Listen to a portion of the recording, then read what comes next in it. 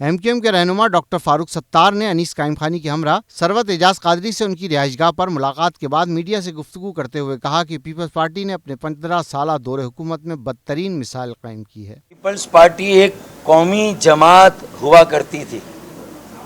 Peoples party کو اس وقت اپنے 15 سالوں کا خود آڈٹ کر کے اپنے گریبان میں جھانک کر یہ دیکھنا ہے کہ وہ ایک قومی پارٹی سے ایک لسانی پارٹی بن گئی ہے۔ ثروت اعجاز قادری کا کہنا تھا کہ اور میں اور آپ سب ایک بات چاہتے ہیں کہ یہ شہر ترقی کرے، اس شہر کی بقا، اس شہر کی سلامتی، ملک کی سلامتی سے جڑی ہوئی ہے، ملک کی بقا سے جڑی ہوئی ہے۔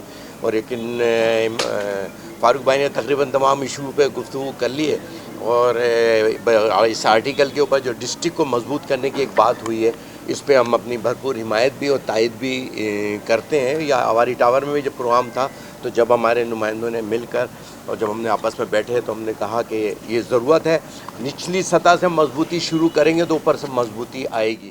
MQM کے رہنماؤں کا کہنا تھا کہ تمام جماعتوں کو ملا کر ملک کی ترقی کے لیے آگے بڑھنا چاہتے ہیں۔ کیمرامین ساجد انصاری کے ساتھ Zulfiqar Pirzada, Metro One News, Karachi. Metro One News, ہر پل کی خبر۔